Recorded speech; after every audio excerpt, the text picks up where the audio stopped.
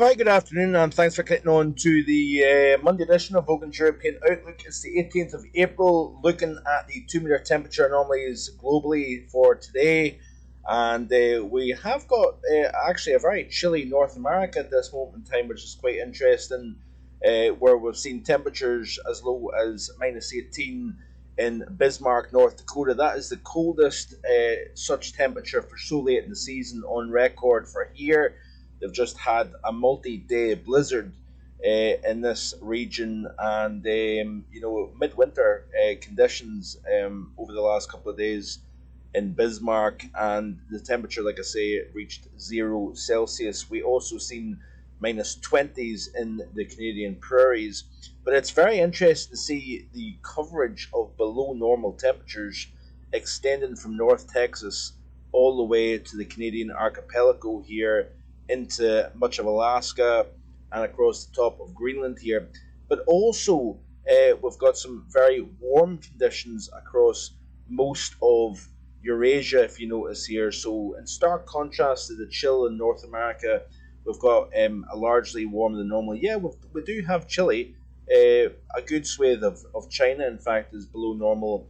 Parts of eastern Siberia, central Siberia, there's a section here, and as well as that, Central and Eastern Europe is colder than normal. Another thing worth drawing attention to is Antarctica, where a couple of days ago we had an Antarctic average temperature anomaly of -3, so 3 Celsius below normal throughout the entire continent of Antarctica, which is quite interesting. We also see Concordia, the research station, reach -79 Celsius, which is the coldest temperature in nearly 3 years. In fact, there, and also the coldest April temperature, I believe, since 1958 when records began there.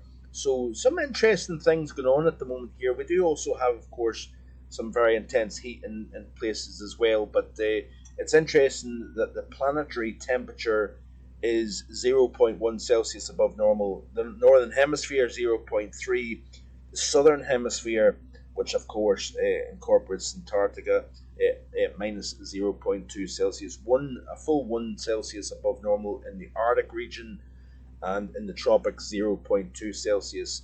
But the Arctic Oscillation is going firmly negative, which is quite interesting, and so too is the North Atlantic Oscillation. And if you look at the 2 meter temperature anomalies, if I can find it, that is the not the 2 meter temperature anomalies, the CFSV2 500 millibar height anomaly chart, and you can see what is taking place here. We do have an increased northern blocky type pattern, strong positive over Scandinavia at the moment for week one here, and we are going to start to see easterly winds developing during the second half of this week, which is going to temper the temperature as opposed to bringing anything majorly cold in. It's just going to keep it chilly.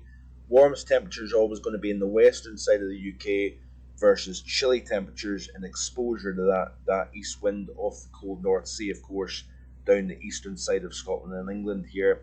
But this is week one of CFSV2. Week two, you can see the positive over extending from Scandinavia, really right away across Greenland and in the northern portions of North America, if you notice here.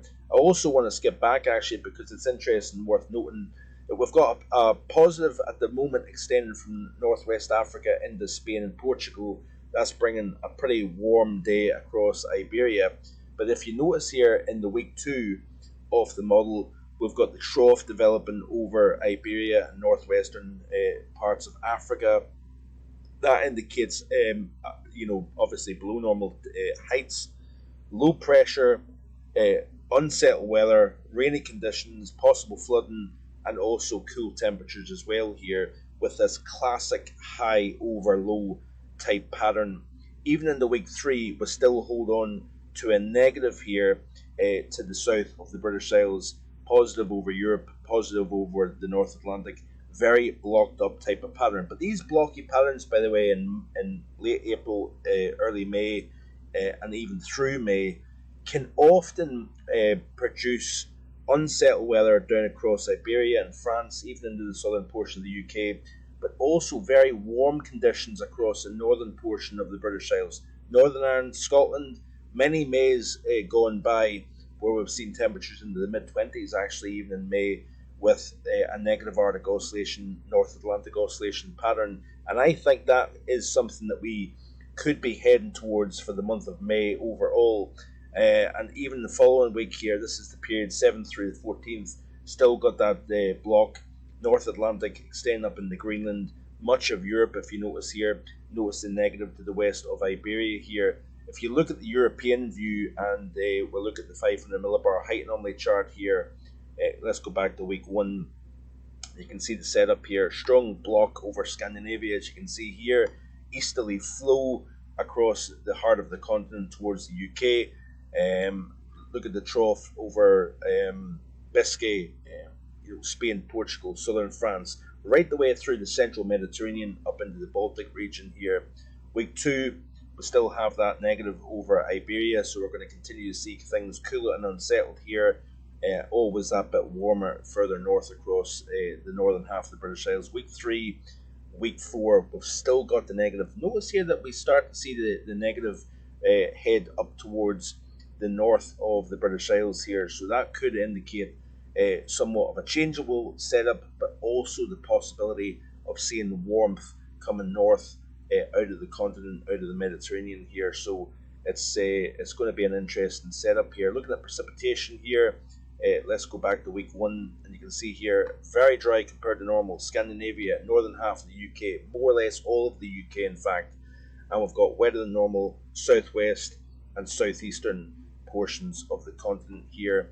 Week 2, you can still see the wetter than normal anomaly here. Week 3, and once you start to see the negative head north, we'll start to bring possibly wetter than normal conditions.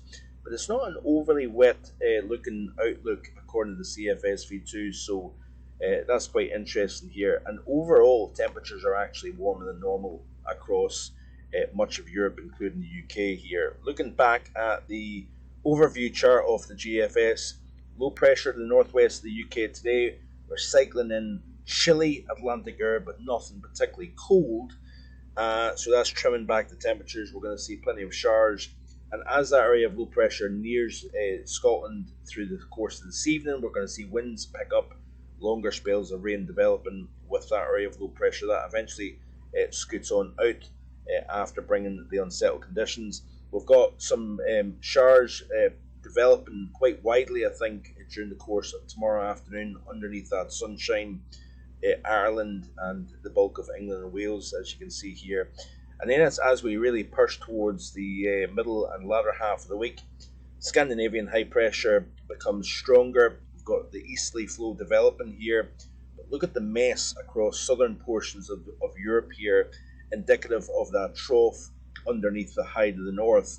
We start to trap chilly, unsettled weather, wet, windy conditions, unseasonably cool conditions for the time of the year across Iberia and across parts of the French Riviera, for example, in the central portions of Europe as well. That if you happen to be taking an early holiday down across Iberia, across parts of Corsica, Sardinia, the Balearics, for example, the south of France, could be quite disappointing in terms of weather. Late April and into the early portion of May, and you can see here as I play it through the loop, continuing to see that very unsettled weather underneath that strong blocking area of high pressure across the top, but nothing significantly warm over the next 10 days, I don't think, across Scotland, despite having high pressure to the north and low pressure trapped underneath. It's not going to be an overly warm type of pattern here, just a wee bit too early, I think, in the season. We also pinched the isobars, you notice here, between the high and the low, so we're keeping the winds fairly fresh to strong out of the east during the latter half of this week and into the weekend here overall. So it's not really allowing, I don't think, the temperatures to jack up all that much. And we may see the northwest of Scotland, for example, rising into the low 20s, for example, with this type of scenario. But really, I don't think we're quite there in terms of any kind of appreciable heat just yet here. So that's the overall idea, and I think it's going to be interesting as we go towards May. I'm going to look at the May outlook over the next couple of days, present that to you on marfoganweather.com, and also here on my YouTube channel as well. So I do appreciate you watching. Always lots of interesting things going on. Keep it right here, and please, of course, sub to the channel if you haven't already done so. So enjoy the rest of your Monday, and I'll be back again hopefully tomorrow with more. Bye for now.